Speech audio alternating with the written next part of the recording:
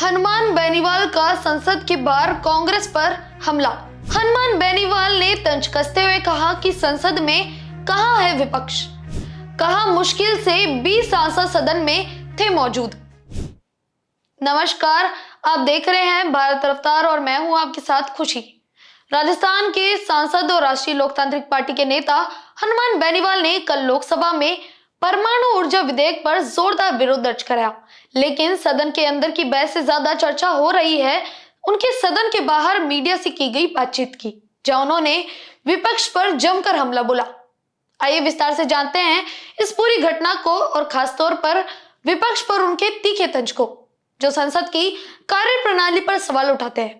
लेकिन उससे पहले थोड़ा बैकग्राउंड जानते हैं। कल लोकसभा में परमाणु ऊर्जा विधेयक पर चर्चा हो रही थी। हनुमान बेनीवाल ने इस विधेयक का पुरजोर विरोध किया। उन्होंने कहा कि ये विधेयक राष्ट्र हित में नहीं है। सांसद ने सरकार पर कई सवाल खड़े किए, खासकर निजीकरण की प्रक्रिया को लेकर उन्होंने चेतावनी दी कि अगर निजीकरण पारदर्शी, सख्त और जनहित की शर्तों पर नहीं हुआ तो देश को भारी कीमत चुकानी पड़ सकती है। इसके अलावा उन्होंने राजस्थान समेत पूरे देश में नकली खाद, बीज और कीटनाशकों के मुद्दे को भी उठाया। उन्होंने कहा कि इनसे कृषि उत्पादन पर नकारात्मक प्रभाव पड़ रहा है, किसानों की फसलें बर्बाद हो रही है, लेकिन सरकार ICAR या किसी अन्य संस्थान से वैज्ञानिक अध्ययन तक नहीं कराती। बेनीवाल की ये स्पीच सदन में गूंजी, लेकिन असली धमाका तो सदन के बाहर हुआ। इसके बाद सदन से बाहर निकलते ही हनुमान बेनीवाल ने मीडिया से बातचीत की और विपक्ष को आड़े हाथों ले लिया। हमले इतने तीखे थे कि राजनीतिक गलियारों में हलचल मच गई है। बेनीवाल ने विपक्ष की अनुपस्थिति पर सवाल उठाते हुए कहा कि जब संसद में महत्वपूर्ण विधेयक पर बहस हो रही है तब विपक्ष कहां गायब हो जाता है। उन्होंने इसे विपक्ष की गैर जिम्मेदारी रवैया बताया। ये सिर्फ एक बयान नहीं बल्कि संसद की मौजूदा स्थिति पर एक बड़ा कमेंट है।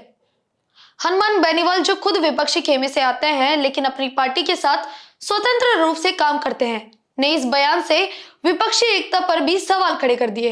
याद कीजिए, हाल के सत्रों में विपक्ष अक्सर सदन में अनुपस्थिति या वॉकआउट के लिए सुर्खियों में बना रहता है। बेनीवाल का कहना है कि विपक्ष बड़े बड़े दावे करता है, जनता के मुद्दों पर शोर मचाता है, लेकिन जब असली काम की बारी आती है तो वह बस बोलकर चले जाता है।